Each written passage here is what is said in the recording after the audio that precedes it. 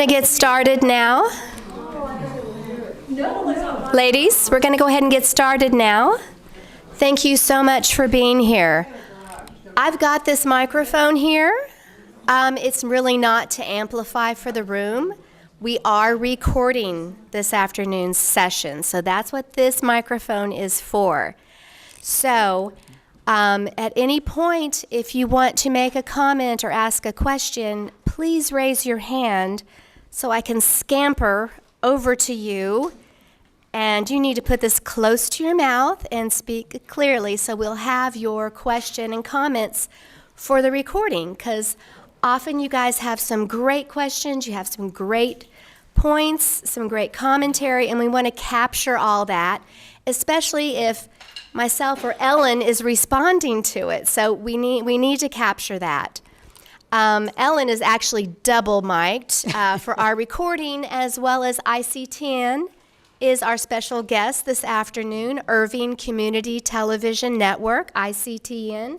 This is the City of Irving's communications channel, and they're here doing a story on the Lunch and Learn program and Ellen's presentation. So normally our recording that we do in-house, we don't normally capture you guys on that, but since ICTN is here, you very well may be on camera. And that will be on, ICTN's YouTube channel, and you'll be out there on the internet. So again, welcome this afternoon to the Lunch and Learn program. If you don't know me, my name is Marcie Inman. I'm Director of Exhibitions and Educational Programs here at the Arts Center. And we do this monthly, October through May, meeting at noon to 1:30.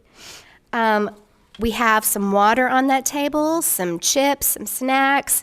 We also have some information about the Arts Center. We've got this rack card that lists all the fall exhibitions on it. It's a good reference for you.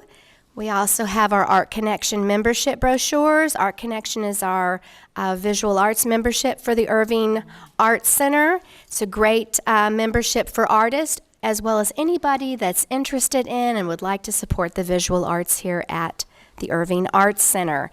And one of the big benefits every year is participating in our annual members show. So we have some of these on that table, along with some flyers for some of our youth and educational programs. So I will get to it here with Ellen Frances Tuchman.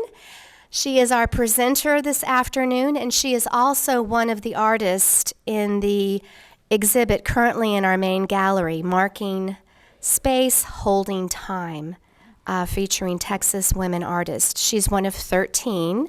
She has 3 large mixed media pieces in the show, which are very beautiful if you haven't seen them yet. Her work is very shimmering and incandescent and complex and obsessive and fascinating and wonderful to look at, along with many other wonderful works of art by the other 12 women that we have featured in the show. I have known Ellen for many years. There have been a few years that we've not been in touch so much, but in 2001, we mounted a one-person show of her works here at the Arts Center. It was entitled The Four Seasons, and it featured her beautiful, beautiful work with all the beadwork and the ephemera and the found objects and the obsessive little details, and it was absolutely exquisite. And I did dig out that catalog, and I'll put it out for you to look at. If you'd like, but really beautiful piece that we put together for Ellen. So I've known her for a few years. I've been a long time admirer of her work. Her work, if you've even glimpsed at it, you can understand that it's very detailed, it's very process-oriented, it's very labor-intensive, it's very time-intensive. So the whole work is just as much about how it's made and the making of it as the final work itself. So Ellen was born in California, Southern California, and received her BA from the California College of Arts as a textile major back in 1976. And since then, she has exhibited widely. Her work is full of, again, fascinating, exquisite, beautiful details. She uses a whole range of materials from sequins to acrylic, to paper quilling, to found objects, to ephemera, and everything in between. She's a featured artist in Catherine Anspan's groundbreaking book, really, I think, Texas Artist Today. It was published in 2010, 2011, and she's one of the many artists, I think 62 artists in Texas that's featured in this very important book. Her work is in the permanent collections, including the Costume Institute of the Metropolitan Museum of Art in New York, the Lancaster Hotel in Houston, the Federal Reserve Branch in Houston as well, the Harris County Courthouse, and the Harold Simmons Foundation here in Dallas. Her work is often seen in Houston, where she's represented by Kolsch House Gallery, but her most recent solo exhibition, 7 miles north of somewhere, was at Craighead Green Gallery in Dallas in 2022. And then the year prior, Make Room for Tomorrow, another solo show, was at the Kolsch Gallery in 2021. And so with that, I'm going to hand over the lectern to Ellen, and we can launch into her presentation, and I think you'll love hearing about her and her work and how she makes it. Okay, thank you so much, Ellen. Thank you. Oh, I'm sorry, one more time. Yeah. Again, we will have a Q&A session at the end. So if you could reserve your comments and questions until then, and remember, I need to get this microphone in your face, so we'll have your questions audible on the recording, okay? All right, thank you, everyone. Welcome, and it's a pleasure to be here with all of you. I want to thank the Irving Arts Center for its never-ending support of me and all kinds of other artists in the area. Marcie, of course, should be thanked for everything she does. And the way I thought I should begin this is to give you a more personal glimpse into how the work evolves and not focus on historical kind of import in my work. I'm very willing to answer questions about where it stands in the scope of contemporary art and all those kind of brainy things, but I think that most people are really so curious about how I do it, because it does take a leap of insanity to spend a year on one piece. The 3 large pieces in the show actually did take almost a year each, and so I work on them as well as smaller pieces. But let me begin with a brief backing up of where the quill paintings started. Paper quilling is, hello, it's not going forward. Okay. You hitting the space bar? I hit the space bar. Is it locked?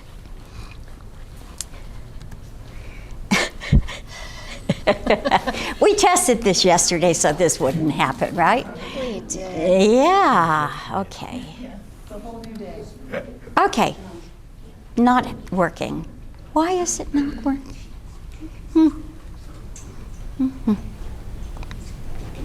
Anyway, I can chatter while we're waiting for it to work. Paper quilling has been around for hundreds of years, and all around the world. And so there's different manifestations of paper craft throughout all kinds of cultures. And so I think what I do as a fine artist and a contemporary artist is take very traditional techniques and push them into a whole nother realm and intensity. Okay, here we go.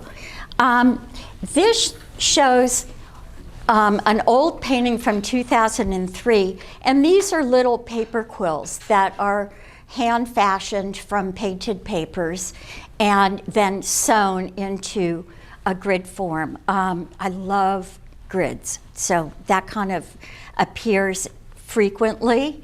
And I had used the paper quills just as a small element in my pictorial works, my narrative works. And then I decided, let me just keep going with those. So here we have, the next slide is, oh, come on, really? How did you do this? Magic. Magic is right, because the space bar is not working. The cursor. Instead of the space bar. Hang on. I know what it is. Okay, I'm glad.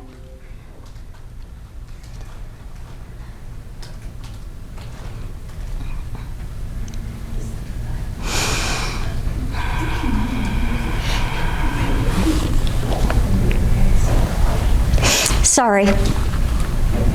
Anyway, once the dialogue is not covering the painting, that's one of the first larger pieces. It wasn't really that large. It was like 20 by 20 maybe.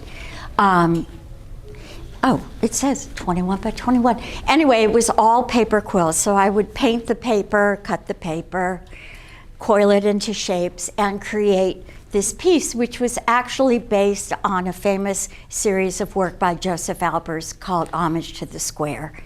And his pieces were very clean and minimal, and mine is gilding the lily, so to speak. I tend to do that kind of a lot.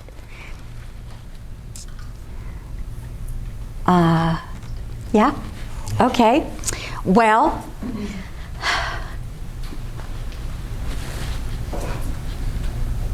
okay, now we're going? To use the left and right. Use the left and right. Okay.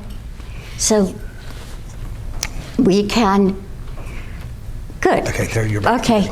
All right. So you've seen that one. The next one is Zhivago. I love white work. And if you're a quilter or, you know, you're familiar with certain kinds of embroidery from around the world, like pulled work and tatting, there's a huge history of women's work being all shades of white. And so I've got a piece in the show called Coriandoli, which is Italian for confetti, because it's kind of got all these little bits of color shining through the whites. But I return to the all-white things from time to time, and then I get caught up in color. Color really does begin the pieces. So this is a little bit of a show and tell. I've painted some paper, cut it into strips, and then I make the paper quills. It probably takes an hour to do that many. And so when you're looking at the big paintings in the gallery, there's thousands of paper quills on them. So, you know, the amount of time, I don't even keep track. It's absurd. Here's another shot of workspace of how I paint the papers, and it's really just willy-nilly because they're going to get cut up.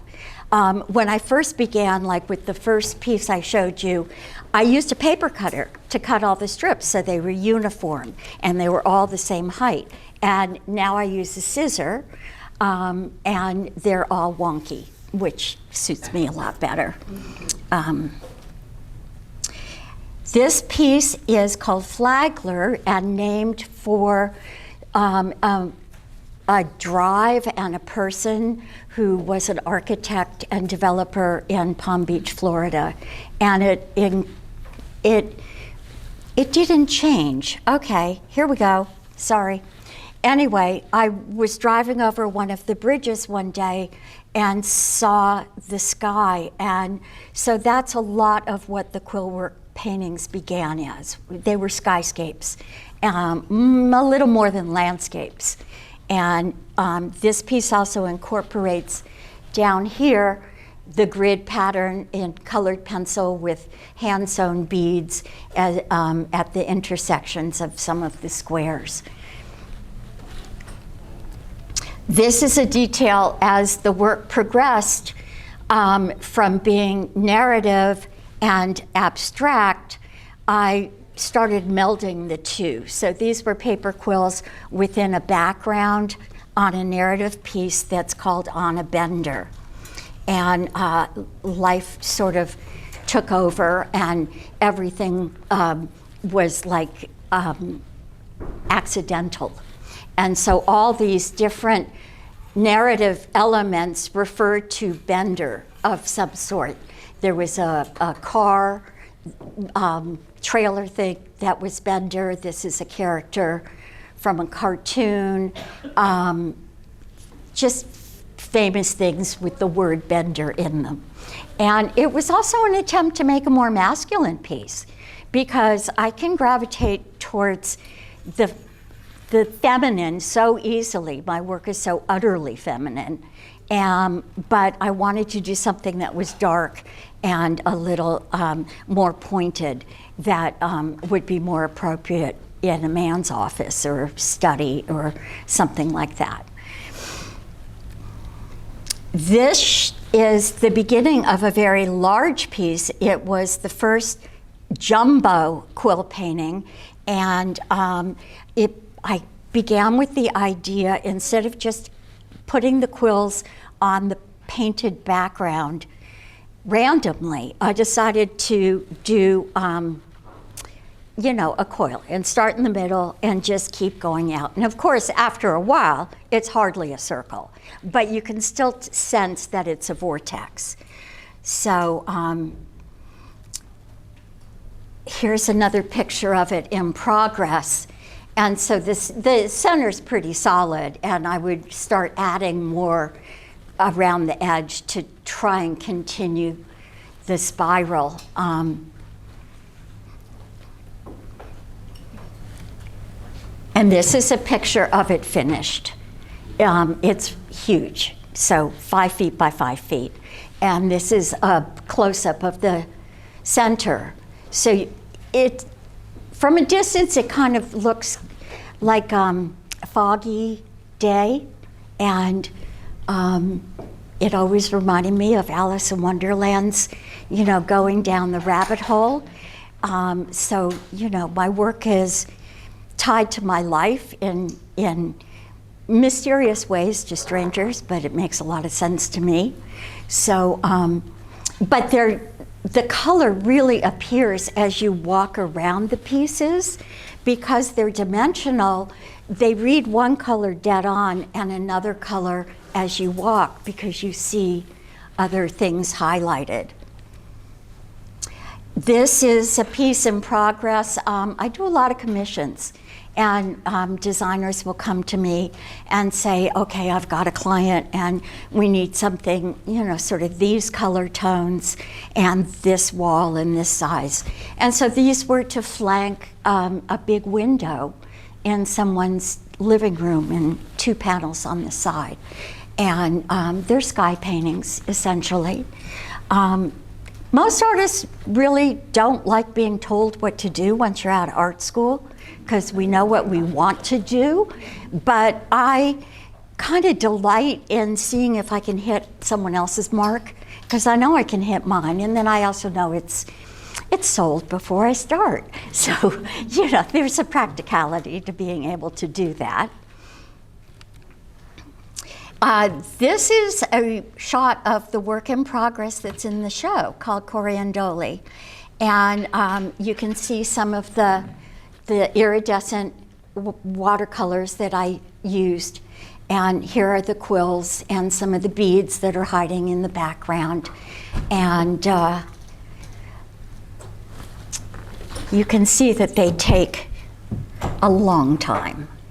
Here's a shot of my studio. That's something that most people don't get to see, but you can always call up and I'll play show and tell. I'm happy to do it. But the pieces will usually get worked flat, and I never see them vertical until they go to the photographer, and then to the frame shop, because I can't really lift them up till everything is sewn down. It's like a seamstress couching something down.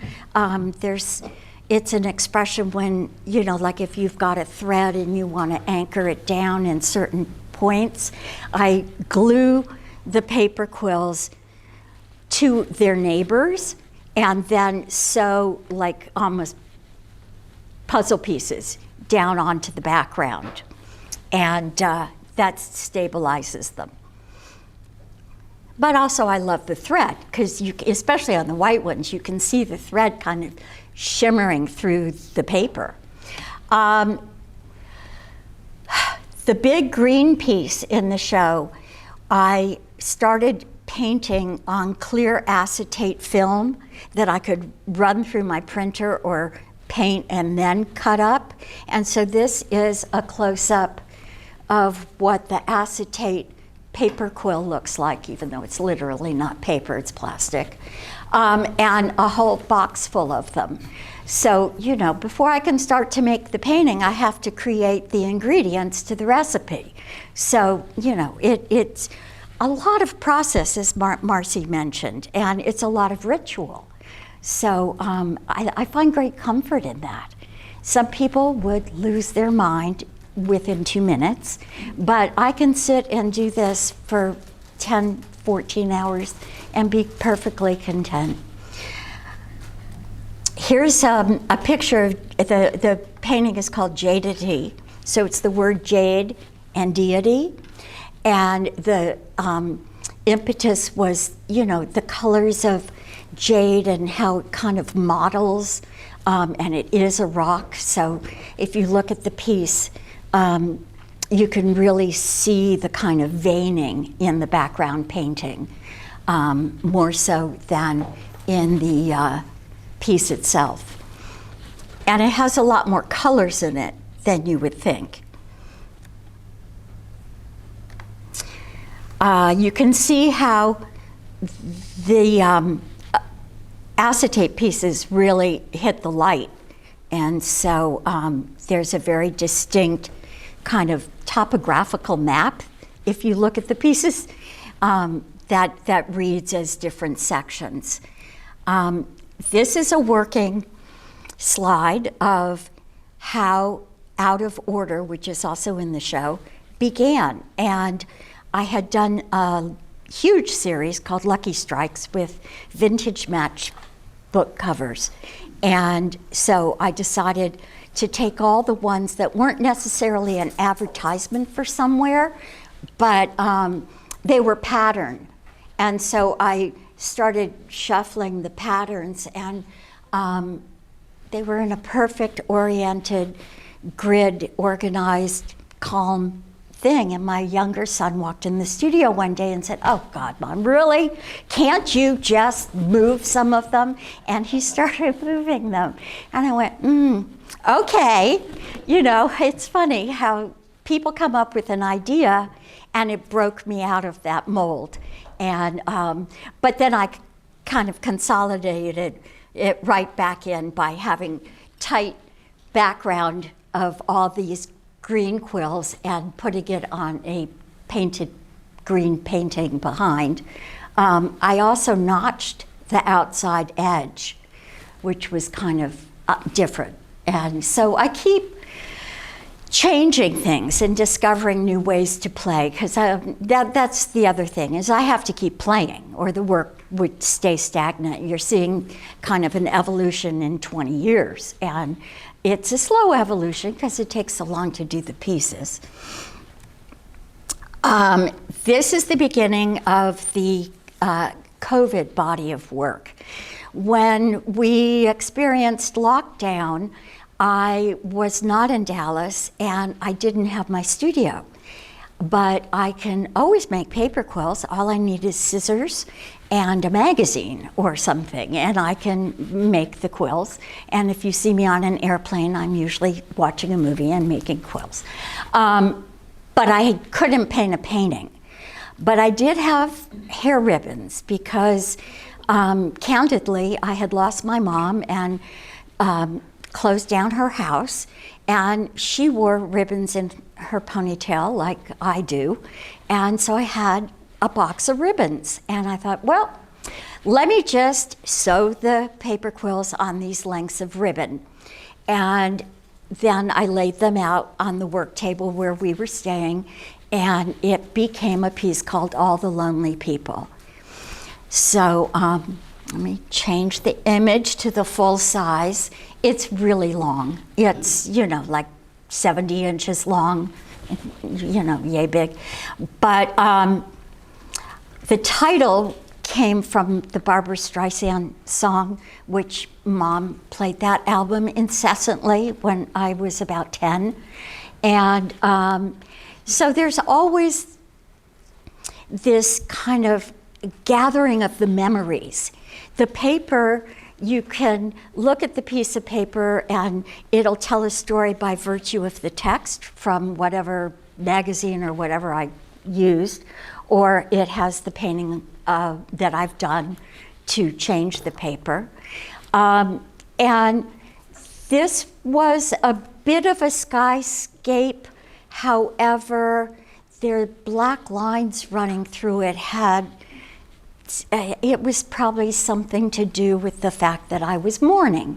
And so that brings into the conversation the history of ribbons. And ribbons are markers in our society for little girls, maypoles.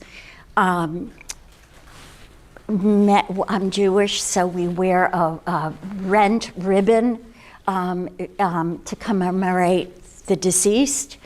We used to rend our clothes, but that's been modernized.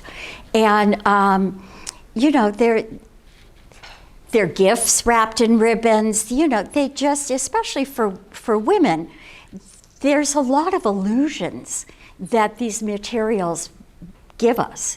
And so I would say to some people, I'm not exactly sure what I'm creating here. Maybe it's a shroud. And I don't know.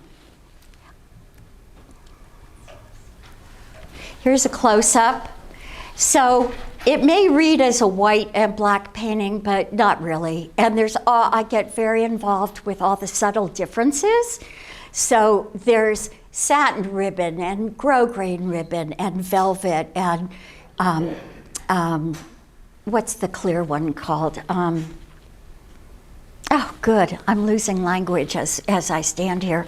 Anyway, sheer ribbons, there's a name for them. But I ran out of my own ribbons, so I had to go online and start buying ribbon. And so we started getting a lot more ribbon paintings. This piece is over there and is kind of one of a kind of at this point, although I'm working on another one that's got a blue background, and this is this nasty mesh stuff you buy at a craft store that people use to decorate or make a wreath or, all kinds of stuff. And so to take something that is essentially trash and try and create a painting out of it, that's how I work. And so this is all the clear acetate quills, and it can be hung on the wall or it can be organized in whatever fashion you want to display it. This piece is called For All Intents and Purposes. I do a lot of play on words, especially with the narrative body of work, where I'll just riff on something like on a bender, as you saw in that piece. So this one, just trying to make sense of the world. And this is a detail of a piece that's called Mommy's Brains, Daddy's Money. And so, I kind of have this pink and blue thing going on with the emerald green for money. And here's a close-up. It has all these luscious ribbons. As I began to buy more ribbons, I have now boxes and boxes of paper quills organized by colors and sizes and this and that. So that's one palette to paint with. And then the other is the ribbons. So I've got them by colors and so forth. So I'm literally painting with things that are not oil and canvas, but it's painting in my pea brain. Here's an image of part of this piece, which is 5 panels, and it's called Vetiver, which is relating to the kind of woodsy natural tones of the piece. And it's a scent that's used in, vetiver is a scent in perfumes. So I wanted to stop doing tutti frutti paintings for a minute, and I decided, okay, brown. I've never done a brown painting. I don't like beige usually or browns. So this was a good exercise for me. And so you're welcome to come up later and see. As I began the piece, you can see on the left how the ribbons are hanging and they go around a corner in our TV room. And then here's a close-up to show the infinite variety of ribbons and kinds of quills. And this one is chenille with bugle beads sewn on it. And this is a suede ribbon with polka dots printed and very open paper quills. These are even more open. So there's always some kind of fascination with starting each ribbon and making it different than the ones I've already done for 3 months. And then I put them all together, and they hang from resin pieces that are used in costume jewelry. But I like them because they're modeled plastic, and you can come see them. Oh, did I actually mess this up again? I pushed the wrong thing. Okay, so this shows another point of it in progress, and it's finally finished. But it took at least a year. The most piece I'm working on now is blue.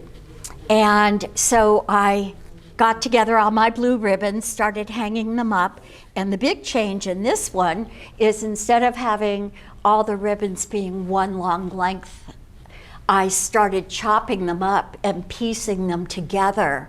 So at this point, I hadn't chopped them all that much, but now they're pieced a lot. And then I found this taffeta ribbon that I remember from middle school. And I just had a small piece of it like this. And I couldn't believe I found it. It's sort of ridiculous that I hold on to things so much. But to me, they're talismans. You know, I guess I was the kid who always had, you know, something in my pocket to hold or touch for comfort. Not too neurotic. So here's where it is now, or last week. It's called I'm not sure I'm pronouncing this right, susurrer. It means to whisper, but it also relates very much to tidal movements. And so this is almost a view of the bay, Santa Monica Bay, where I grew up. And so you can see how the pieces transition more, and some aren't quilled yet. So, but I'm almost done, maybe another month. And here is a detail shot. So, as I was buying ribbon, I had to find all kinds of shades of blue, and you can tell one of the through lines in my work is I love checkerboards and polka dots. So there will be a lot more work to come. I work all the time really every day because it makes me very happy and makes me feel like I'm productive and all of that kind of stuff.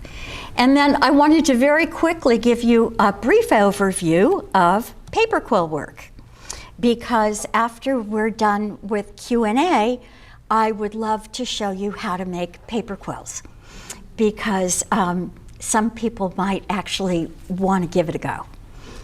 So this is a picture of, on the left, modern paper quill paper that you can buy. It's commercially dyed and cut in strips that are a uniform shape. And then on the right, I found an image of a quilling kit you could buy. It's English, it says 1870 to 90. So one of the historical renaissances of paper quilling was during the Victorian years, where, you know, I would have been perfect Victorian good girl. You know, just sitting there doing all my needlework by candlelight, it would have made sense. These are the various normal quilling shapes. Everything is usually based on a circular coil, and then you can begin to shape them by squeezing. And you can make teardrops, a heart, open ones, and big spirals. But I make crazy ones, like on a crazy quilt, when you've got really eccentric piecing of fabric. My paper quills are out of control compared to normal ones.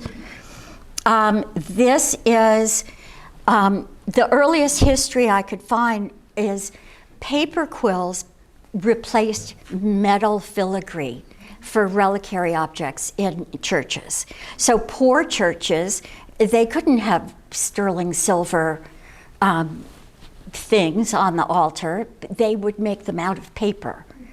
And so that is an example of a reliquary. And then tea caddies in England, where there were kits you could get and do these tea caddies. Here's a reminder of what metal filigree looks like. And here's a couple of well-known other artists, contemporary women who are using paper quills. And this is Yulia Brodskaya, who has gotten really famous, and she even got a stamp, which is awesome. And other examples, a lot of Japanese paper quilling is really Japanese looking in that it's very peaceful and very balanced and totally different than, you know, filling the voids randomly.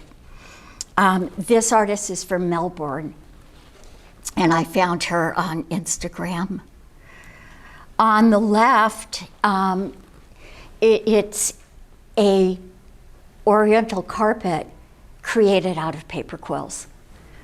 And then here's a contemporary tea caddy or cashpo that is more typical of contemporary quill work, which is still pretty cutesy. And so I'm definitely always trying not to be too cutesy. And so that's the end of the pictures. And I would love to take questions if any of you have them. We're going to run a mic over to you.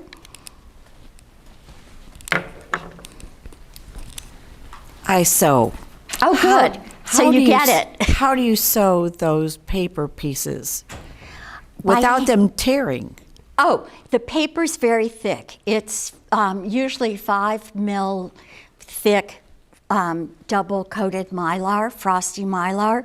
So if you've seen like invitations, wedding invitations and so forth in the last 10 years with that pretty clear frosted paper, it's that, but much thicker. So I can sew through it. It's not that easy, and I dull the needles quickly because you're not supposed to sew in paper. Do you use a thimble? No. No? No, not usually. Sometimes I'll punch the holes first, especially on big ones, because I have to start in the middle and go out. But the ribbons are easier. It's just a running stitch to sew them on. Hey there. Hi. I saw that you do the circles or the spirals, and one was an impression of a sunrise or sunset. Have you ever thought of actually creating a figure within using color Yes. or texture? I have done a couple of pieces that have people and real things in them, mostly for commissions. I did a big portrait for a boardroom of someone, and it was a photograph of the boss, and it was overlaid with paper quills. And so that was the only portrait I've done, but I've done other things that are on photographs of, it was for a big oil services company in Houston, so it had pump jacks and charts of seismic investigations, and it was all overlaid with the paper quills. Thanks. It's a great question. I can do almost anything, and I love getting that push to try something where I don't know what I'm doing. It's a good thing. Yes? Wait for the mic if you don't mind. The materials that you use, they seem to be random at times. It's not always something that you buy. It's like you use magazines and other kinds of materials. And also, do you ever use glue, or is it always a stitch? Well, the materials are dictated by whatever I can get my hands on. So, you know, there have been times where all I could get were magazines, so I would cut up the heavier paper. And then I would take old drawings that I wasn't satisfied with and cut them up, or old photographs of my work and cut that up. And I also have been known to buy just a little bit of scrapbook paper at the hobby stores, because you at least get a pattern on one side, and then I can paint the other.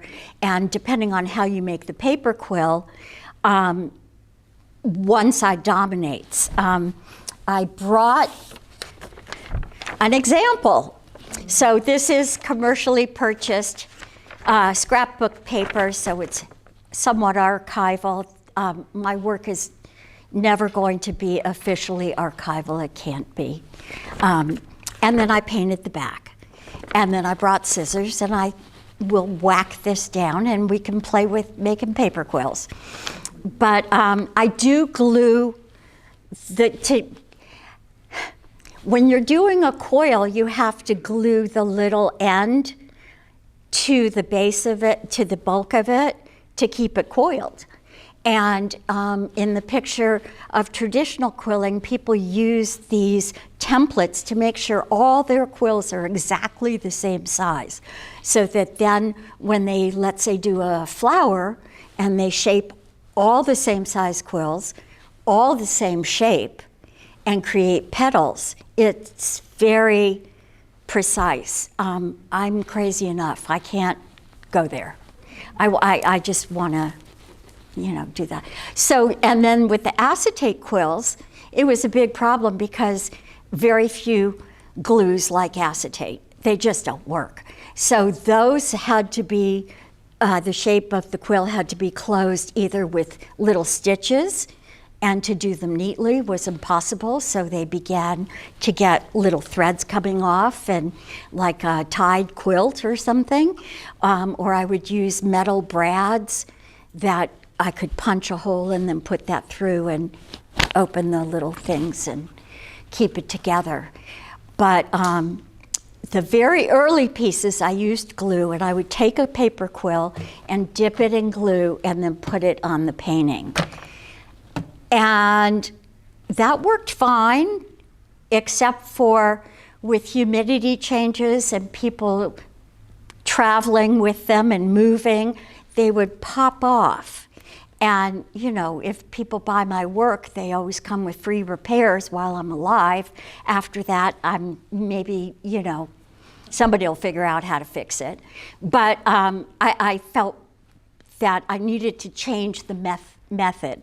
And so now I make sure that the quills are glued to neighbors, so if something wants to pop off, it's not a single quill, and it won't really go anywhere because it's a cluster.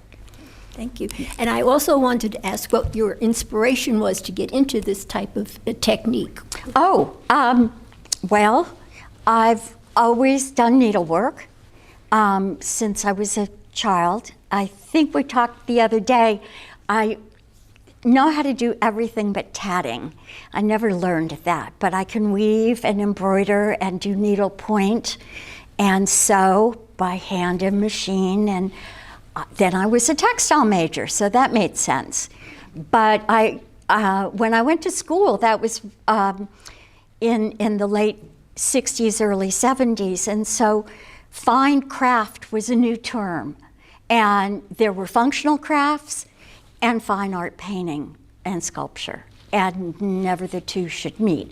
But they've met a lot in the last decades, and there's a resurgence of interest in women's work and textile work, and a lot of people that I studied in art school in the 70s that we thought of as the giants of fiber were ignored by the art world, but no longer. And they're all getting retrospectives in museums and so forth. It's really cool. Thank you. Thank you. Mm-hmm. I noticed that on some of your slides, you have 2 years written on it. Is that how long it took you Yes, to ma'am. finish? Yeah. So the average length that it takes you, is it like 2 years? Sometimes on the huge ones, yes. But I'm not working on that piece alone. I'm also doing sometimes very small pieces, commissions, other pieces. You know, I used to joke that I had 20 pieces in progress going nowhere, you know, and then I make myself finish something. It's very easy without a deadline to not finish it. But the longer the pieces take to do, actually, the more imaginative they are, because I don't just keep doing what I know how to do. Even in the narrative pieces, if I start assembling something to tell a story, let's say about, you know, downtown Dallas and the growth in the 50s, you know, that kind of thing, I'll be able to find images, and then 6 months from now, I'll find even different images. And so the pieces get better with time because I can put more sophisticated things in. Thank you. Thank you. I have several short questions to ask you. Oh, good. When you display your work, Uh-huh. Is it generally against a flat surface, or is it ever freestanding, or do you ever use it in a mobile?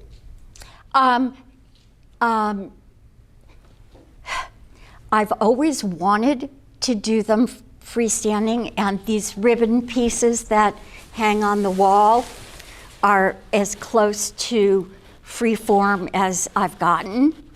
And so, especially if they go around a corner, I have done maquettes of cubes because I love squares and I love cubes and all of that. So I thought, oh, a quilt sky cube.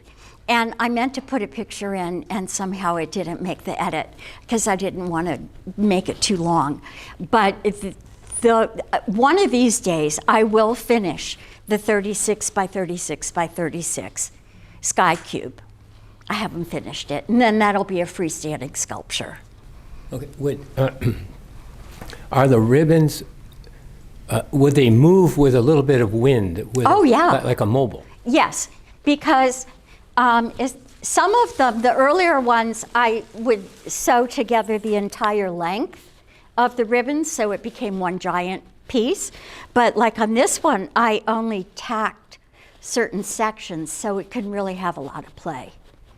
And The ribbon pieces have never been exhibited except for that one was in a show in Denton that they do biannually, and it's basically a fine craft exhibit.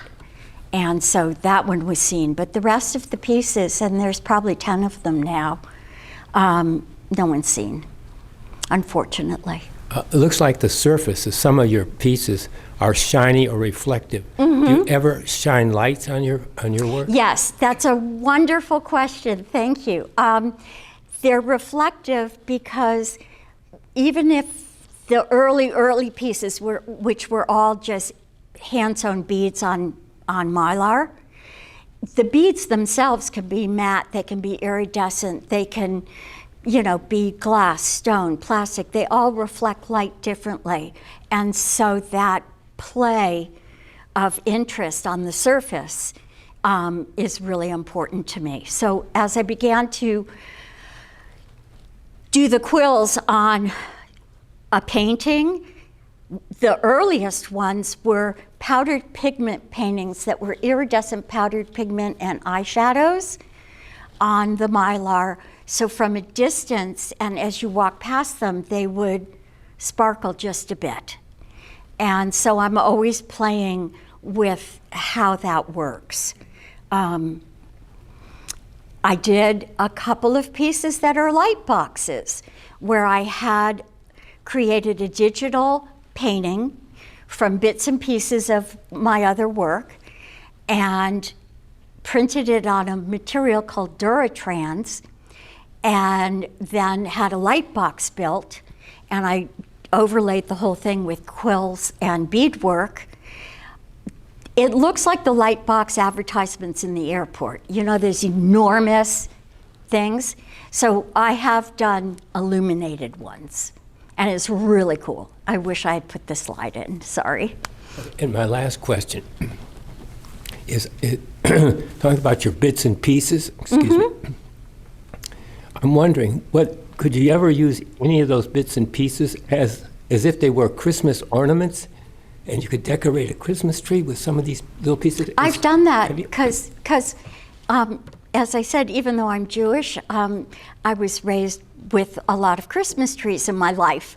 And so I would make an ornament for my mom every year. And so I would needle weave beads into, they had to be toys and children's things. They weren't ever, they were always secular, basically. So I would create various things like that. And I like the idea of them being objectified. So I am interested in not just having them flat on the wall. I think, there's a long way to go to push that. So I can keep busy.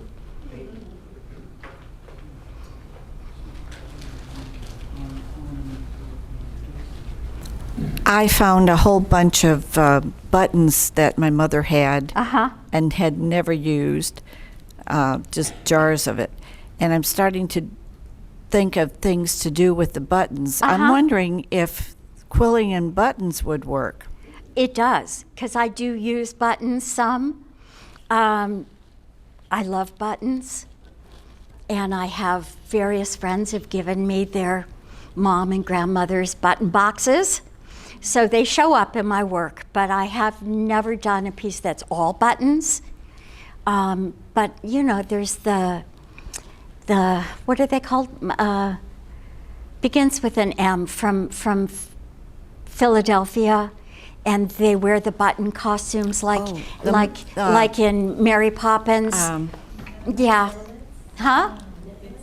The no. They do a parade. Exactly, and Mummers. Mummers, yeah, and then some of the Northwest Indian tribes and Alaskan tribes used a ton of button work, also with what they call quill work, which wasn't this. It's the quills from porcupines, and but that's a whole other art form that's quite fabulous. Do you go to garage sales and estate sales to find I used ribbons? to. I used to. But now when I need things, either I've got plenty for 4 lifetimes, or I get online and buy stuff that way. You know, it's, I find I have a need for a certain color of something, even though, yeah, need is relative. Yeah. Any other questions or curiosities? Okay. Marcie, any?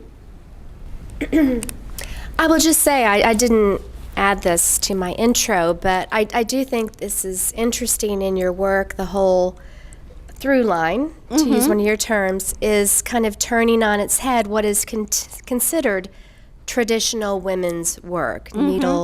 Needlework, sewing, quilting, crafting, kind of a more modern or contemporary take on that, as well as that distinction between fine craft and functional craft or decorative craft. And that's where sometimes with university groups, you know, I can get into the art speak of the feminism that's the undercurrent in what I do, but it's still always couched in trying to create something very beautiful that people want to look at. It's a world I can control, because the real world is out of control, you know, and very scary. So I can sit, you know, like Madame Lafarge knitting at the guillotine. I can sit making my paper quills, watching the news, and yeah, similar. So it is very much rooted deliberately in tradition. You're not trying to make a sardonic or ironic commentary. It is very much an homage to it is, to and tradition. you know, my mom could. She was fantastic knit and crochet person. I've got Afghans, and sometimes, you know, maybe the ribbon pieces are like an Afghan of sorts. You know, I mean, it is a through line, and it's all stuff that we grow up with. Things I'm sure that part of the brown is because, you know, I have 2 sons, and they've taught me how to do basic carpentry and, you know, other kind of skills, but I never was raised with those kind of skills. I was raised learning how to sew and be a good girl. Yeah.